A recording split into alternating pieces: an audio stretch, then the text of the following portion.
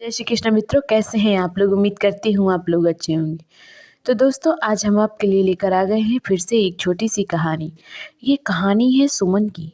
सुमन एक 8 साल की छोटी बच्ची थी,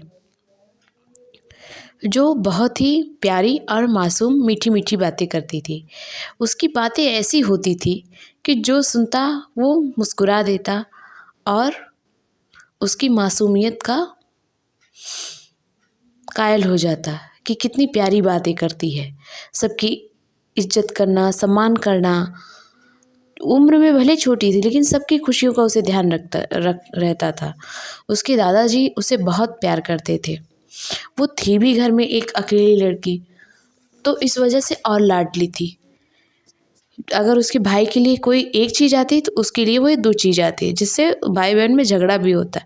लेकिन उसका भाई भी उसे बहुत मानता था।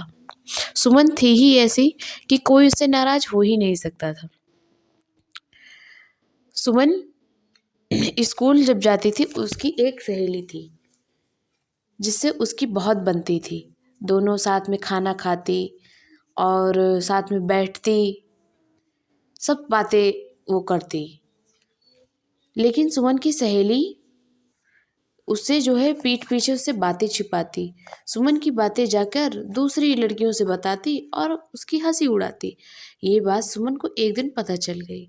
उसे बहुत दुख हुआ। तब से उसने अपनी उस सहेली से बात करना बंद कर दिया। अब वो अकेली और गुमसुम रहने लगी और घर पे भी वो एक कहीं अकेले पड़ी रहती। तो उसके दादाजी को ये बात समझ में आई। उन्होंने सुमन से पूछा कि क्या बात है। सुमन ने तो अपनी मासूम आवाज़ में कहा, दादाजी, मेरी सहेली ने मेरे साथ ऐसा किया। मैं तो उस पर बहुत भरोसा करती थी। पीठ पीछे वो मेरी बुराई और सबके से मज़े लेती थी। दादाजी ने कहा, बेटा, इंसानों से कोई उम्मीद नहीं करनी चाहिए।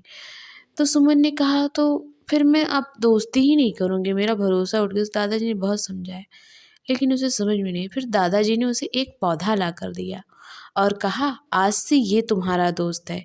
तुम अपनी सारी बातें इससे किया करो और इसे एक गमले में लगाओ, खाद पानी दो, रोज पानी देना है इसको, तुम्हारी जिम्मेदारी है, इसका ध्यान तुम्हें ही रखना है।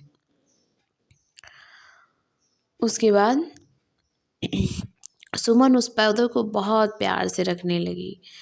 उसको सुबह शाम पानी देना, गुड़ाई करना, खाद डालना। थी तो बहुत 8 साल की बच्ची, लेकिन वो उस छोटे से गमले में जैसे उसका पूरा ध्यान लगा रहता था। सुबह उठते ही कुछ बिना खाए पिए पौधे में पानी देना, फिर सब कुछ करके स्कूल जाने के बाद, आने के बाद फिर देखना पौधे को। अपने पौधे के बारे में वो इतनी हो गई थी कि यही मेरा दोस्त है, अपनी सारी बातें उससे कहती और उसको देखकर मुस्कुराती रहती। एक दिन सुमन के दादाजी ने उसे उसके जन्मदिन पर गिटार ला कर दिया और वो गिटार बजाना तो उसको नहीं आता था। उसने सोचा, चलो मेरा पौधा मेरा दोस्त है, मैं चलूँ उसको सुनाऊँ। वो पौधा गुलाब का था और वो गुलाब के पौधे के पास पहुँच गई और गिटार बजाना शुरू किया। फिर उसका रोज का ही नियम हो गया कि गिटार वो उसके सामने कुछ देर जरूर बजाती थी। वो सोचती कि संगीत, अगर ये जीवधारी हैं पौधे, तो इनको संगीत सुनना तो पसंद ही होगा। उसे नहीं पता था कि ये सच में भी हो सकता है। उसने रोज गिटार बजाना शुरू किया। तो उसने एक दिन देखा कि जब वो गिटार बजाती है तो वो गुलाब का पौधा भी झूमने लगता है और उसे जैसे लगता है कि उसकी पत्तियां खिल जाती हैं, गुलाब एकदम जैसे सुनहरा हो जाता है। और उसे ये समझ में आ गया कि इन्हें भी संगीत पसंद है और फिर वो थोड़ी देर और सुनाने लगी। ऐसे करके उसके आसपास के सारे पौधे झूमने लगते और गुलाब का पौधा तो एकदम, ऐसा तो गुलाब का पौधा उसके पूरे मोहल्ले में नहीं था। जो भी आता कहता, ओ कितना सुंदर पौधा है। तो ऐसे ही दिन बीता। एक दिन उसकी बगल की एक आंटी आई, सकीरा आंटी। सकीरा जो है बहुत ही ईर्ष्यालु औरत थी। उसने गुलाब के पौधे को देखा और सुमन की मम्मी से कहा, बहन जी, ये पौधा मुझे दे दीजिए, मैं आपको दूसरा पौधा दे दूंगी। सुमन की मम्मी ने कहा, बहन जी, ये गुलाब का नहीं, आप दूसरे गुलाब ले लीजिए। उसने कहा क्यों, इस गुलाब में क्या खास बात है। उसने कहा मेरी बेटी का ये सबसे अच्छा दोस्त है और ये उसने उसकी शुरू से बहुत देखभाल की है, वो इसे किसी को नहीं छूने देती, देना तो दूर की बात है। सकीरा को बहुत गुस्सा आया लेकिन वो मुस्कुरा कर चली गई। उसके दिमाग में एक षड्यंत्र उसने रचा कि मैं उस पौधे को लेकर ही रहूंगी। एक बार उसके दिमाग में जो चीज़ घर कर जाती वो उसे करके ही रहती। वो सुमन और सकीरा का छत सटा ही था। वो रात में उनकी छत पे आई और उस गुलाब के पौधे को लेकर चलती बनी। अब सुबह सुमन की तो आदत थी सुबह उठते ही अपने पौधों को देखना। जैसे ही वो छत पे गई उसने अपने पौधों को नहीं देखा। वो आस पास इधर उधर नीचे ऊपर देखती रही। उसने सोचा कि मम्मी से पूछते हैं, उन्होंने हो सकता कहीं रख दिया हो। अपनी माँ से पूछा तो उन्होंने कहा नहीं मैंने तो नहीं रखा, दादाजी से, पापा से, भैया से। लेकिन अब तो सुमन ज़ोर ज़ोर से रोने लगी कि मेरा पौधा चोरी हो गया। सबने उसे समझाया चलो एक पौधा ही तो था, दूसरा आ जाएगा। उसने कहा नहीं मुझे वही पौधा चाहिए। फिर मोहल्ले में एक प्रतियोगिता हुई कि सब महके घर में जिसका सबसे सुंदर पौधा होगा उसे इनाम मिलेगा।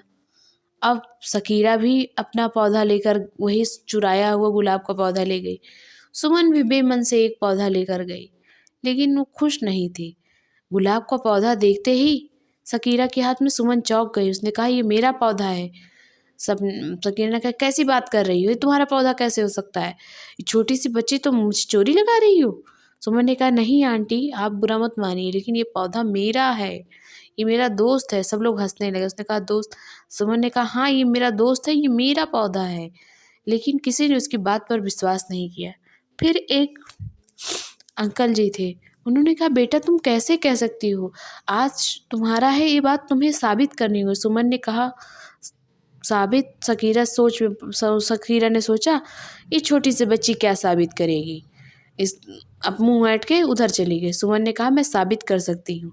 वो अपना गिटार लेकर आई और गुलाब के पौधे के पास पूरे दिलो जान से एकदम मन से बजाने लगी। अब क्या था, गुलाब का पौधा झूमने लगा उस क्योंकि वो पौधा तो था ही सुमन का ही था। अब जितना गिटार बजता उतना ही वो पौधा झूमता। लोग देखकर हैरान रह गए। इससे ये साबित हो गया वो पौधा सुमन का था। सकीरा की चोरी पकड़ी गई और सब ने उसे बहुत डांटा कि तुमने ऐसा क्यों किया। सकीरा ने भी माफ़ी मांगी। सकीरा ने कहा बेटा मैंने तो सोचा ये बेजुबान पौधा क्या बता पाएगा मेरी चोरी, लेकिन आज साबित हो गया कि पौधे भी संगीत सुनते हैं और अपने मालिक को पहचानते हैं। सुमन अपना पौधा अपने दोस्त को पाकर बहुत खुश हुई और प्रतियोगिता में उसे प्रथम स्थान मिला और अपने पौधे और अपना इनाम लेकर वो घर आ गई और रोज़ अपने पौधे को गिटार सुनाती। इस तरीके से सुमन को एक अच्छा दोस्त भी मिल गया और जीवन का सबक भी कि दोस्त कोई भी हो सकता है जो हमारी बात सुने और हमारी बात को इधर उधर ना करे, वही हमारा दोस्त है। चाहे वो कोई जानवर हो, चाहे कोई पौधा हो और अपने माँ बाप हों। आपके जीवन में अगर कोई दोस्त है तो अच्छी बात है, नहीं है तो भी परेशान मत होइए। भगवान को अपना दोस्त बनाइए और अपनी सारी बातें उनसे कहिए। चलिए मिलते हैं आपको एक नई कहानी के साथ। तब तक अपना अपने परिवार का ध्यान रखिए। जय माता दी, जय श्री कृष्ण, सीताराम, राधे राधे, हरे कृष्णा।